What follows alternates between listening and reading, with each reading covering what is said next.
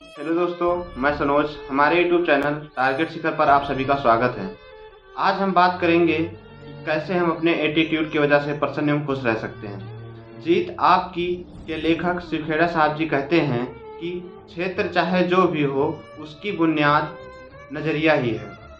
आज हम एक कहानी के माध्यम से आपको बताना चाहता हूँ कि अफ्रीका में एक किसान रहता था। वह हाफिज था।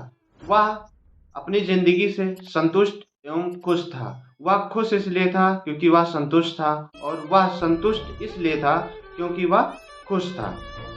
एक दिन अक्लमंद आदमी उसके पास आया और उसने हाफिज को हीरो के महत्व और उनकी ताकत के बारे में बताया।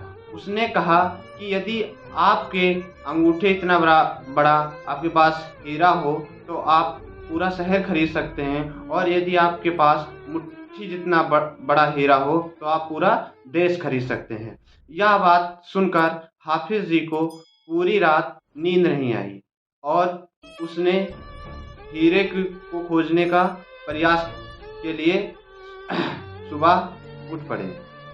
और उसने सुबह होते ही अपने सारे खेत को बेच दिया और अपने परिवार की देखभाल के लिए व्यवस्था की, और अपना हीरो के लिए रवाना हो गए। उसने पूरे देश में हीरे को खोजा, लेकिन हीरा नहीं मिला। वह हीरे की खोज के लिए यूरोप चला गया, फिर भी उनको हीरा नहीं मिला। स्पेन जाते जाते वह शारीरिक रूप से बिल्कुल टूट चुका था, और उसने वहीं नदी में जाकर खुदकुशी कर ली। दूसरी तरफ जिसने हाफिज जी का खेत खरीदा था, वह एक दिन उसी खेत से बहने वाले नाले में अपने ऊँट को पानी पिला रहा था कि तभी सूरज की किरणें पास के नाले पड़ी, एक पत्थर पर पड़ी। वह इंद्रधनुष की तरह जगमगा उठा।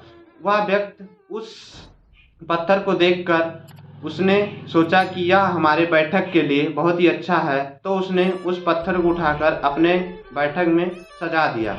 एक दिन वही अक्लमंद आदमी उस खेत से गुजरा तो उसने नए मालिक से पूछा कि क्या हाफिज लौट आया? तो उसने जवाब दिया, नहीं, पर आपने यह सवाल क्यों किया है? तो उसने कहा कि मैंने उसको हीरे के बारे में बताया था। मुझे पता है कि हीरा आपके खेत में है। यह पत्थर हीरा है जिसे मैं देखकर ही पहचान लेता हूँ। वह आदमी विश्वास नहीं मान रहा था। तभी उस अक्लमंद आदमी ने उस पत्थर को जांच परखने के लिए भेज दिया। असल में वह हीरा ही निकला। इस कहानी से हमें यह शिक्षा मिलती है कि हमें अपने नज़रिए को सही से रखना चाहिए। हमें यह पता होना चाहिए कि हीरा हमारे ज़मीन में ही है। कोई भी मौका हमारे पांव तले ही रहता है, बस हमें उसे अच्छे से खोजने की ज़रूरत है। थैंक यू, धन्यवाद।